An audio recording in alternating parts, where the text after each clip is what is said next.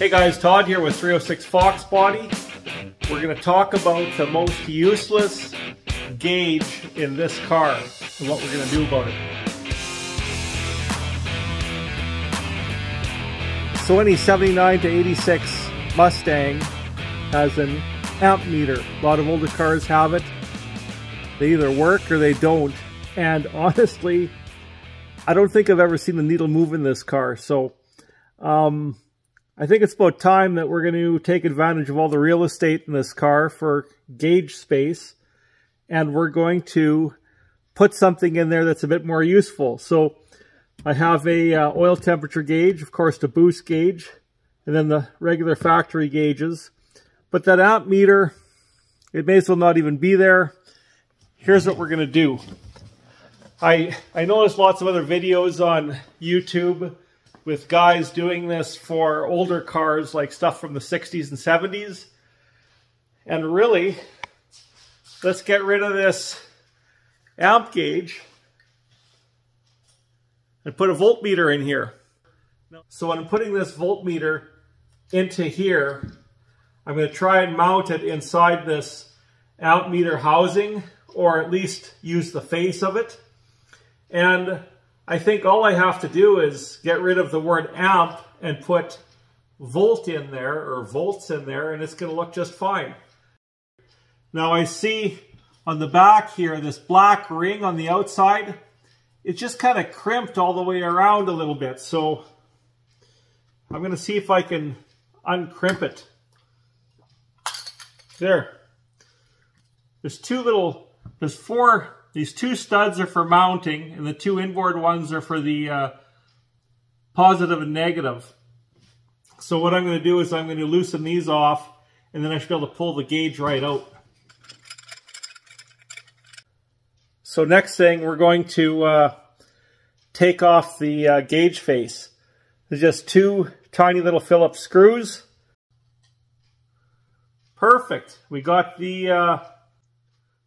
this off, no problem. Now, the Ford one, the gauge face is just melted up against in about 4 spots to the housing. So we're going to take this gauge face off, and then we're going to have to mount that other gauge either into here, we'll modify it, or we'll figure something out. But anyways, we'll pop this off. So the Summit gauge has little holes here. They line up with, I think, the outboard holes where we put the screws in that hold the face on. This is sitting totally flush, and the gauge, there's enough of a gap in there where it's not going to rub on anything.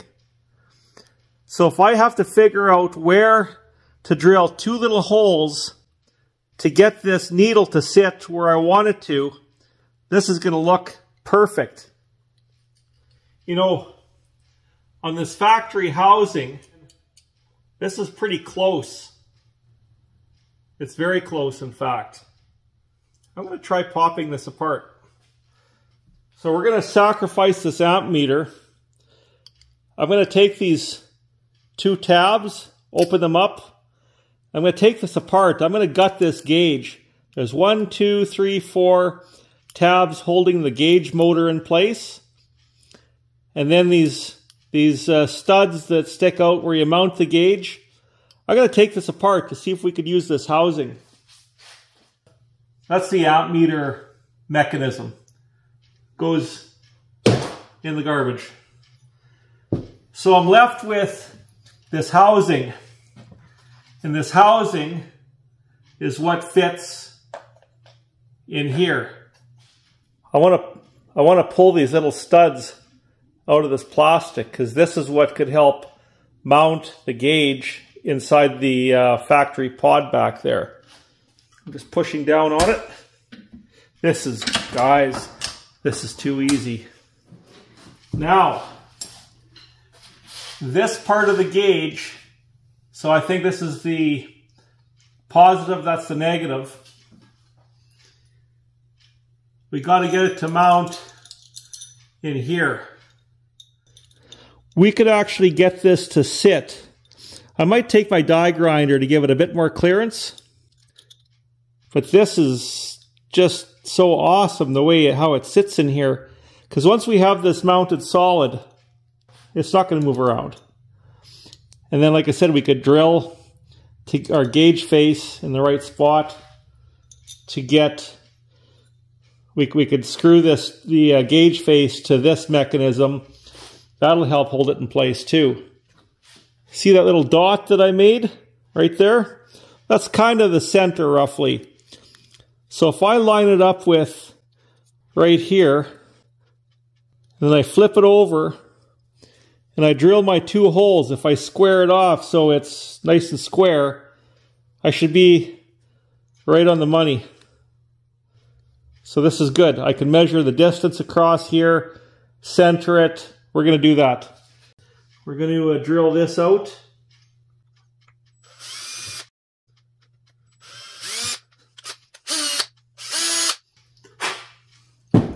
See if it fits. So good thing, these little screws, if you have any kind of a gauge, even if it's not the Summit one, don't throw the screws away. I'm sure a lot of these gauges are put together the same way. So now we have the gauge is not at all, it's not at all touching the gauge face. You kind of see that? I'll zoom in.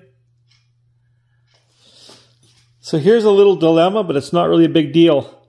When the needle sweeps, I'll call it like a counterweight. It's not a counterweight, but it dips down below the gauge. All I have to do is cut out a section, something like that. And then I could grind this out a little lower here and here. Next thing is, so what I did is I melted in about 4 or 5 spots all the way around. So that's totally in place. Next thing is, technically, because most of these gauges, these 2 studs coming out are in the center, this one is actually sitting a little bit higher, and these studs are a little narrower. So to get this face to sit in the same place as in the O.E.M cluster, I just have to clearance it a little bit higher and a little bit more inboard.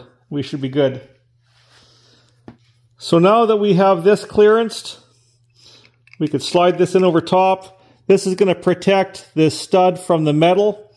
You could kind of see it goes down into the housing, so it's not going to make any contact with the metal. It'll protect it. Now I can bend these tabs down. So we're going to disable this circuit and this circuit. And the way I could even do it is by going, see it's the second one and third one from the right. I can disable it at the wire plug, and I could even use them. I could repin it with voltage. So then I'll just have voltage going here. Let's slide all of our other factory gauges in place. So here they are sitting in the housing. What I think I'm going to do, I'm going to find a pin to put in there to keep that needle so it's visible, just so it doesn't look off. But yeah, once we get that sitting up about like that, we're going to be good to go. And the only difference is the factory needles have a little point to them, and this one's squared off. And I would try making a point. I would try making a point on that one, but it's probably too risky, and really it's not necessary. So there we go. Factory voltmeter, we'll get a little volt label for over top of that. So my practice gauges, they're kind of faded. This one isn't bad. This one was a little worse, but I masked off with some very fine pinstripe masking tape that body shops use, and I made it look a little better. I'm not saying it's perfect, but it's for painting it in. But when I was drying the paint, I melted the darn needle. But this might be an opportunity, actually. I'm going to take the old needle right there. I'm going to cut this off a little ways down here. I'm going to glue it on, so now my needle will look factory as well.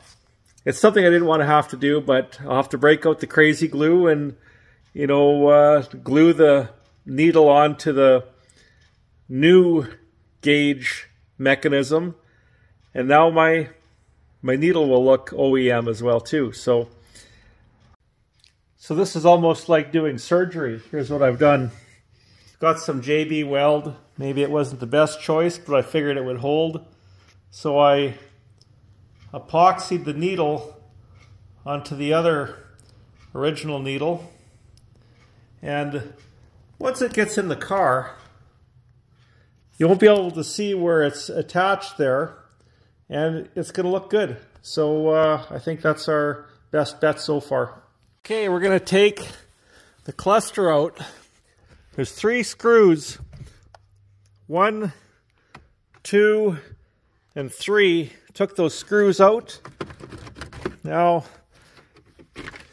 and we've got 1, 2, 3, 4 Phillips screws. Hold the cluster in. Thought I'd show you. You might be wondering, if you're looking, what this wire is. I hooked up to my line lock. So when I hit my line lock button on the shifter, the shift light lights up. You just got to reach behind. There's, I think, a horizontal plug here and a plug that's kind of on an angle back here. And then the speedometer cable, you got to kind of squeeze it and it'll pull out. If you're not sure what it looks like, just go online and Google it. You got to reach around. So anyways, that's what the speedometer cable looks like.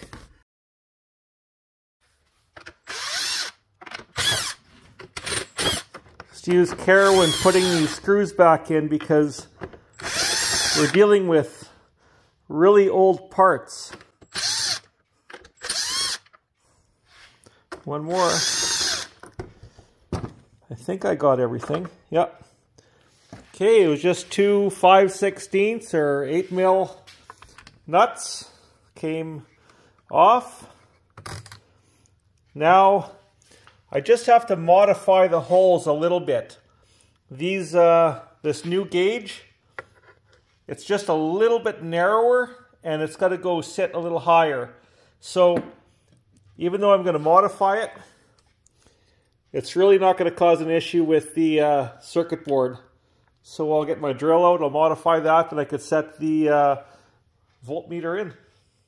Okay, I got everything installed. It looks like it's right at home. I tested my 2 terminals, the second and third from the right, so I know which are positive and negative as well. I labeled it, and everything works. And just heading over to the car.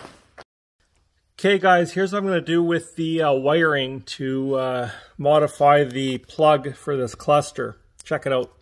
Okay, on the plug, the horizontal one to the left, this is an ammeter wire, and so is this. And they're both hot at all times. So we have to remove those. I'm going to cover them with shrink tubing. Now this one here, this red with the yellow tracer, this one is switched power. And then 2 over from it, there's a black ground. That's where I'm going to get my power from for this plug. And I went and saw my buddy Shane, and Shane had an old harness that I could get these ends on, because I don't want to start cutting these wires. I'm just going to cover them in shrink wrap and isolate them. So this way the voltmeter will be protected by fused power, which I believe this is the number 18 fuse. It's a 15 amp down here. So the whole idea is to make things better and not more dangerous and not worry about wires melting. Now, one other good reason to get rid of the amp meter is if you're like most guys, like I did, I put a 130 amp alternator on here. Maybe that might have a little extra stress on the amp meter gauge circuit. Plus there is fusible links under the hood over by your starter solenoid. Make sure that those are in working condition. It's just good. Don't ever eliminate that stuff, because if you think it doesn't look important, it's actually there for a reason. It's engineered that way. It's there for safety. So like I said, if you put a bigger alternator on your car, maybe there's a little extra jam going through the wires to the amp meter circuit. So that's another good reason to put a voltmeter in. Let's face it, amp meters have a purpose. But, you know, honestly, this amp meter in this car hasn't worked for years. And maybe it stopped working after I put the 130 amp alternator in. I don't know.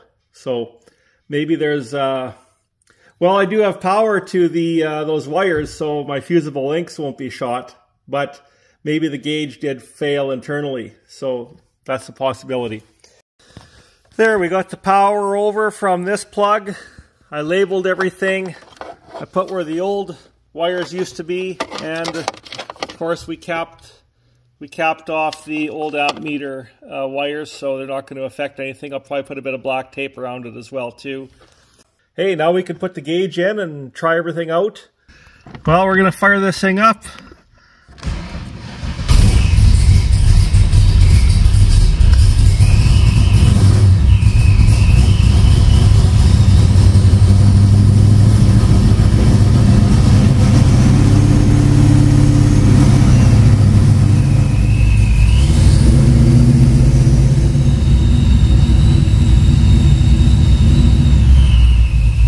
Well, we know that it's working, and now I got a usable gauge in the dash. So anybody with a 79 to 86, hope it helps you out.